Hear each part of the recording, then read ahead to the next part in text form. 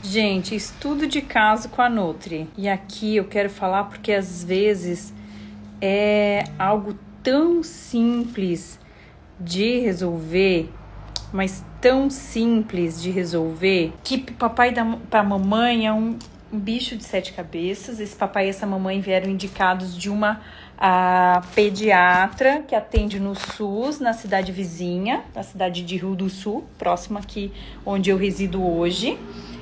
E um bebezinho de 1 ano, tá? E que ele tem dificuldade em manter o alimento na boca, de controlar o alimento, de manusear. Tem um nome para isso, mas as fonos de plantão podem nomear. E ele tem um pouquinho de dificuldade de deglutição. Passou pela fono. A primeira coisa que eu falei pra mamãe na hora que ela me passa essa informação é: mãe, passou pela fono? Ele pode estar se alimentando? Tem alguma alteração orofaríngea, motora? Gente, é muito importante saber um pouquinho a mais além da caixa, né? E saber que cada profissional tem a sua função no processo. Então, a mamãe falou, sim, Nutri, ela liberou alimentos, porém, e aí, neste momento, antes dela responder, eu falei, não tá com a linguinha, com aquele freio, que eu também não sei o nome específico, mas a linguinha travada que a gente fala, e ela falou, sim, Nutri, ele está liberado para alimentação, porém, a fono viu que ele tá com o freio, com a linguinha, vai ter que passar por uma cirurgia. E a mãe me buscou por uma alteração gastrointestinal que ele tem, né? Ele fica até 8 dias sem evacuar. E também por conta de uma seletividade alimentar. Na hora que ela me falou isso, eu falei, mamãe, não é seletividade alimentar. Essa criança tá tendo dificuldade de se relacionar com a comida, porque não tá sabendo manusear ela. Daí eu fiz mais algumas perguntas sobre como ele se comporta com determinados alimentos e tal. Ela foi narrando pra mim. E aí eu fui reforçando isso pra ela. Eu falei, opa, deixa eu ver aqui. Não é seletividade alimentar, ou seja, ele tem 1 aninho só, é ainda muito precoce para uma seletividade alimentar, até porque a gente vai ter que fazer uma introdução alimentar, né? E aí, o que eu orientei essa mamãe? Eu vou fazer modulação, porque ela foi no pediatra, o pediatra passou PEG, né, de 4.000, diário, e mesmo assim ele tá tendo dificuldade, então eu vou fazer modulação intestinal, vou avaliar a questão gastrointestinal dessa nossa criança, mas essa seletividade alimentar eu vou deixar ela para um segundo momento. Então, o que eu fiz com esse papai e com essa mamãe? Eu passei a dica, né, de pegar o meu e-book ali, de rotina alimentar da família, para que toda a família mude o padrão, para ela entender o que ela pode começar a apresentar. Passei informações de como que a gente vai apresentar.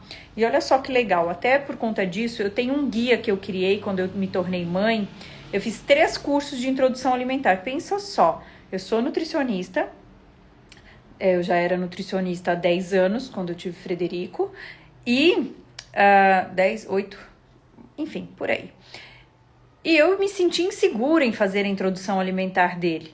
E eu fui fazer cursos, fiz cursos comprei PDFs, né? E também fiz cursos vídeo. E aí eu fiz a introdução alimentar. Um curso vídeo que eu contratei foi um BLW, que eu comecei a fazer e falei, pelo amor de Deus, é uma faxina, eu vou precisar de uma empregada ou eu vou ter que parar de trabalhar, tudo bem que eu tava num ano meio sabático.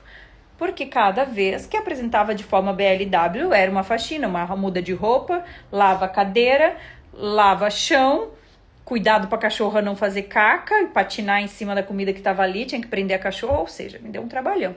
E aí, o que aconteceu? Ao longo do processo, eu fui me desenvolvendo e eu falei, opa, isso aqui não dá para mim.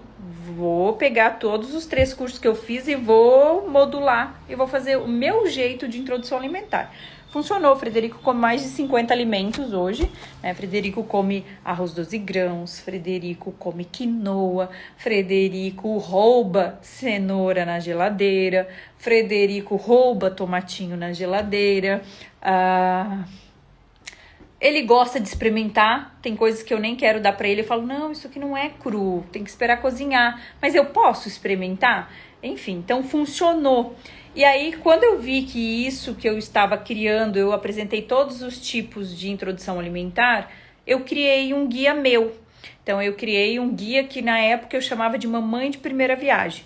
E hoje ele está sendo modificado, o nome, e ele vai ser da maternidade até o 1º ano de vida do seu filho. Por quê? Porque você recebe um guia sabendo o que você vai comer desde que você saiu da maternidade. Eu preciso produzir mais leite, eu preciso dar quais nutrientes para o meu filho quando eu estiver amamentando, porque eu preciso comer para que isso vá para o leite que passe para o meu filho. Tudo isso vai ter quais os alimentos, quais os nutrientes que você precisa ingerir, uma tabela, qual a quantidade que você precisa ingerir em miligramas, microgramas, e onde eu encontro, em quais alimentos eu encontro essa propriedade. Então, ele vai se tornar agora o guia da maternidade até o 1º ano de vida do meu filho. Fora esse, que tem tudo, até a introdução alimentar, eu tenho mais 8 e-books que ajudam a fazer remolho, como apresentar carnes que as mamães têm muita insegurança. E por que estou falando isso? Porque eu cheguei para essa mamãe e falei, opa, a gente vai ter que começar uma introdução alimentar. No caso dessa mamãe, eu apresentei para ela um mapa de alimentação para a família inteira, porque eu preciso que o papai e a mamãe também melhorem o padrão alimentar, e eu vou aproveitar essa brecha porque essa minha criança tem 1 aninho. Se o pai e a mãe se modificarem agora com os alimentos direcionados ao TEA, daqui 3 aninhos essa criança vai estar ingerindo muito nutriente, e se ele entrar em seletividade a gente consegue trabalhar, enfim. E eu consigo deixar essa casa com um ambiente favorável para nutrientes TEA, né? Mas, voltando, minha criança fica 7, 8 dias sem evacuar.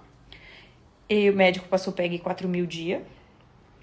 Mas, essa criança com seletividade que não que é uma língua com um freinho, vai passar pela cirurgia, ok. O que a gente faz? Ela tem um pouco de seletividade, essa criança, por alimentos secos. Faz concordância ou faz sentido para você se a criança não consegue estar com a língua, com aquele freio, né? A língua travada e o alimento sequinho, não vai ser mais difícil dessa criança manusear para deglutir? Por isso que ela tem preferência por pastoso? Daí vocês conseguem entender que não é seletividade alimentar, é uma dificuldade motora da nossa criança, certo?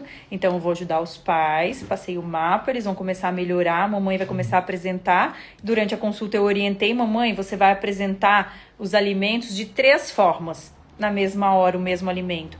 A batata em forma de purê, a batata cozida redondinha para ele pegar e bem cozidinha para se soltar, e a batata em forma de batata frita, sabe? Assadinha na air fry, para ele ter contato, nem que seja para manusear, para ele fazer a escala do comer, que inclusive tem uma publicação aqui no feed que eu fiz essa semana, para a gente ir evoluindo essa nossa criança. Mas não adianta eu insistir agora em colocar alimentos sólidos para essa minha criança, porque ela tem uma dificuldade motora. Então, eu vou trabalhar, sim, alimentos de uma forma mais pastosa, porém, eu não vou deixar de apresentar esses alimentos mais densos, sólidos, mais crocantes para ela, nem que seja para contato, para que no segundo momento ou após a cirurgia a gente consiga evoluir. Mas eu vou focar agora em tratar esse intestino, fazer essa nossa criança evacuar. E aí, Nutri, o que você vai fazer? Acabei de falar que ele gosta de comidinha pastosa. O que eu vou fazer? Olha que legal, uma dica ouro aqui para as nutris e para as mamães. O que eu vou fazer com esse auxílio no intestino, né? Eu vou entrar com prescrição de modulação intestinal, mas fora isso, eu vou fazer um coquetel laxativo. Joyce, o que significa isso? Eu vou fazer um coquetel com mamão, com laranja, vitamina C, inclusive, com água da ameixa seca sem caroço, mais a ameixa seca sem caroço. Em alguns dias eu vou trocar a laranja por kiwi, né? Porque o kiwi tá alto o valor, então não vou colocar ele todos os dias. E aí vou pedir para a mamãe bater e fazer um creminho de papaya com essas frutinhas e vai dar para minha criança todos os dias de manhã, ou para ele não enjoar. No dia que eu der de manhã, ok. No dia que eu não dei de manhã, eu vou dar à noite, porque esses alimentos aqui possuem enzimas digestivas e ajudam no meu trânsito intestinal. Então, eu vou fazer a modulação através de prescrição para tirar esse PEG, mas ao mesmo tempo eu vou dar uma coordenada, uma melhorada nessa base intestinal.